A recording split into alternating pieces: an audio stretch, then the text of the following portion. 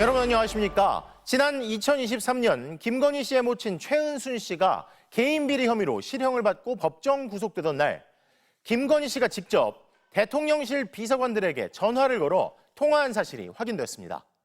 통화 상대는 당시 대통령실 실세였던 주진우 현 국민의힘 의원과 이시원 전 공직기강 비서관이었습니다. 모두 검사 출신이죠. 최은순 씨가 구속되자 윤석열, 김건희 부부가 연달아 이들에게 먼저 전화를 걸어 통화한 사실이 확인되면서 대통령실 핵심 비서관들이 김건희 씨 일가의 개인 비리 재판에 동원됐다는 의혹은 더 커지고 있습니다. 첫 소식 윤상문 기자의 단독 보도입니다. 지난 2023년 7월 21일 김건희 씨 어머니 최은순 씨의 잔고증명서 위조 혐의 항소심 재판 선고. 위조된 잔고증명서가 실제로 법원에 소송 증거로 제출되는지 모르셨나요? 결과는 징역 1년, 법정 구속이었습니다. 구치소로 들어가게 된 최 씨는 하나님 앞에서 약이라도 먹고 죽어버리겠다며 소동을 일으키다 법정에서 쓰러졌습니다.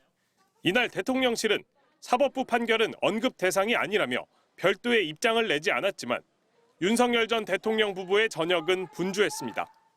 선고 약 1시간 뒤 김건희 씨는 어머니의 변호인에게 전화를 걸었습니다.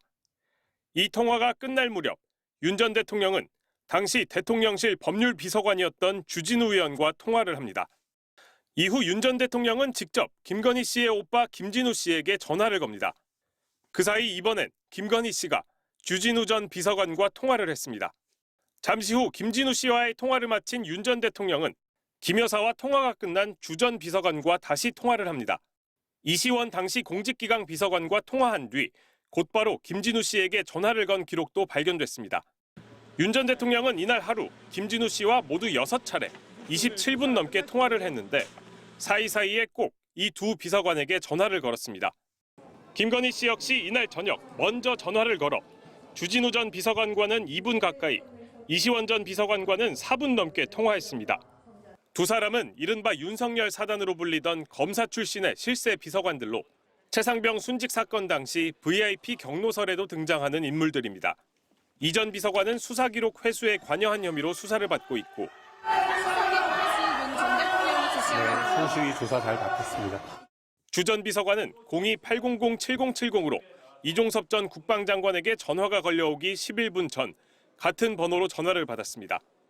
의원님, 그 7070 관련돼서 여기서 이종섭 장관도 인정을 했는데 저는 그 사건과 무관하다고 여러 번 말씀드렸어요. 이 통화 불과 9분 뒤 주 의원이 김건희 씨와 통화한 기록도 김 씨 통화 내역에서 새롭게 확인됐습니다.